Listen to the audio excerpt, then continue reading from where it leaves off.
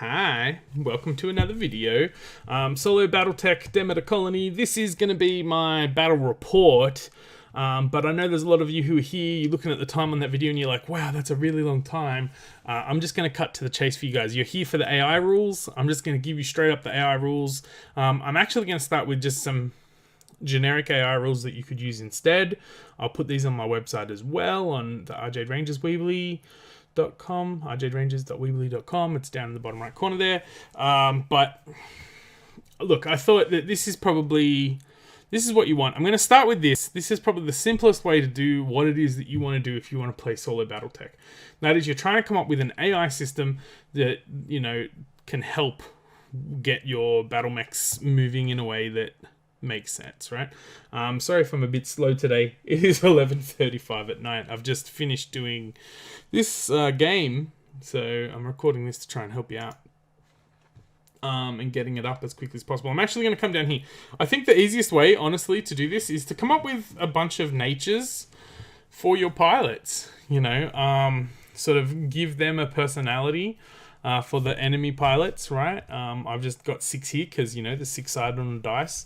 And they range from like timid, which is someone who's conserving heat, conserving ammo, using cover, trying not to move, not really finding themselves out there in the open, up to something like a redliner who's just like pushing the heat as much as possible, you know, trying to, you know, get into a position that they can just fire the most weapons. And then kind of things in the middle like speedy, trying to move, getting that movement bonus even if it is not good for them, aiming for beneficial rear shots, things like that. Team player that's just focusing on assisting lance mates, or a guerrilla who's like staying in cover and then just trying to take pot shots here and there. And then average Joe just like, you know, tries to get in medium range, doesn't really you know, go crazy, overkills, you know, that kind of a thing. So, you know, just finding a motivation can sometimes, that might be all you need to get yourself up and running.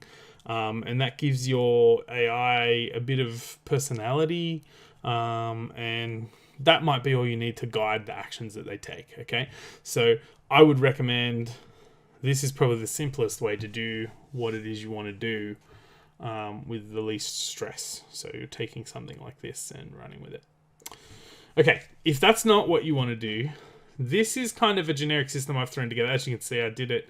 Well, you can't see because it's saved since then, but I did this at 9:20 last night after putting my son to bed. I've just made sort of, you know, depending upon a situation, what the pilot would do. So in a general situation, you know, roll 50-50, they're going to either be offensive or defensive.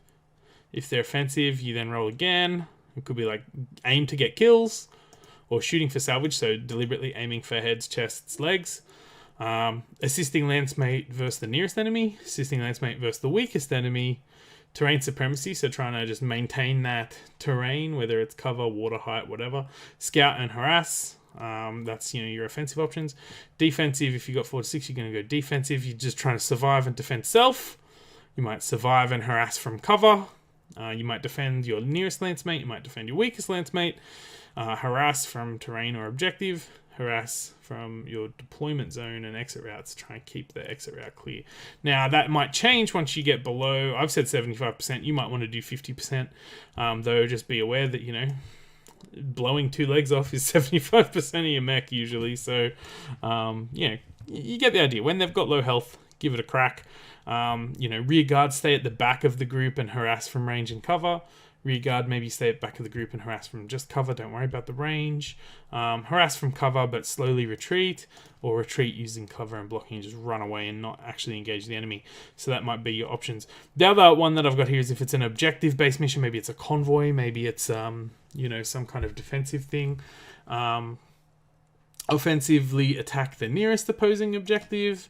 Assist a lance mate on the nearest objective. Harass the nearest objective from a safe location, and then defend your own team objective that is the weakest, defend your own team objective that's nearest, and then harass enemy whilst defending your objective, right? So that might be the kind of AI tree that you're looking for, and that would be a simple 1-page set of rules that you could very easily apply without any, rolling too much. Just when you do your initiative, you do that for each pilot, and there you go. Or even each lance. That's going to give you the rules that you need. Now, the rules that I'm using is the 5150 no quarter rules, which we kind of talked about. They have two things. The first one is kind of that motivation, right? Depending upon what the NP, the non-player, or AI is doing. So they have a patrol mission, which is like a skirmish.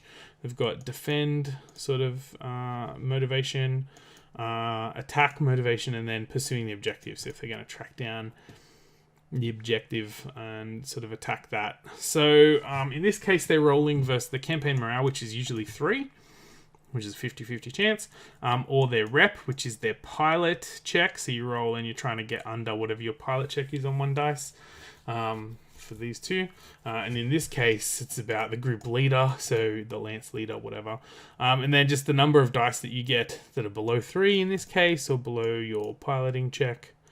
In these cases, determines whether, because you're rolling 2 dice, do you get 2 that are successful, 0 that are successful, or 1 that's successful. So 2, in this case, it's like they will just keep chugging on as patrol dudes if they're very successful after they do the defend mission.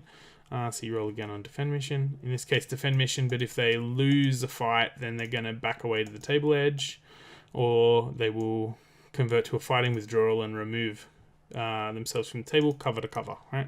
So that's the skirmish. If they're defending, then they will, it's basically, do you move full speed whilst, keeping a line of sight between your own table edge and remaining in cover? Do you move half speed? Same thing. Or do you just, fire at those and stay where you are? The attack is pretty much the same thing. Move at full speed to attack the nearest enemy. Move at half speed to attack the nearest enemy. Attack the nearest enemy and don't move. And now this one's a bit more complex. Basically, it's you will attack the objective. You will, if there is an enemy within 12 inches on your flank and rear, not everywhere, then you will attack the nearest group. Otherwise, you will attack the enemy. And then finally, if there's any enemy, if you get 0 passes, if there's any enemy at all within 12 inches, you'll attack them. And then you will attack the objective.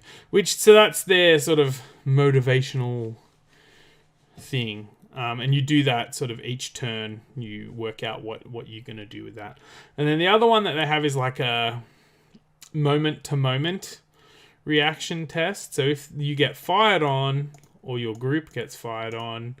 Now I run Marek Defense, so I'm doing Planetary Defense, Marek Militia as a planetary defense. But when I was running the bad guys, I was using Free Company. I was doing Lyrans as a Free Company. So basically same thing. You're rolling 2 dice, versing the piloting of the pilot. If you get, if you're successful, if you're less than what your piloting is on that 2 dice, on like each individual dice, if you're successful on both dice, then depending upon what the situation is. So outgunned means if it's a bigger mech or if there's more mechs, you would duck back. If you're in range, fire, which is what most people end up doing. If you're out of range or can't fire, then you just do whatever you're doing.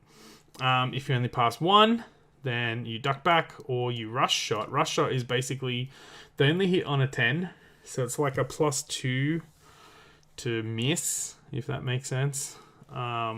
It's the equivalent of sort of, like a extreme range or something like that. And then if you can't do anything, duck back. And then if you fail all of it, you leave the battlefield, move your full speed to the nearest battlefield edge. And I think that's everything that might be on there. Yeah, that is. So that's if you get shot at but not take damage. If you do take damage, then same sort of thing. You just do what you're doing, or you do what you're doing and -1, or you leave the battlefield if you completely fail. And then if a mech dies near you, which is pretty brutal, if you're fine, you just keep going. If you're not you know, only mediocrely fine, you take cover and just move. Duck back means move back. You get 6-inch movement to hide, basically. And into the nearest cover where possible. And then if you fail, then you leave the battlefield. So that's how No Quarter does it. So there's 3 systems you can use. I might even just make this its own video, and then I'll do the battle report later. But there you go. That's the system that you're looking for. I hope that helps.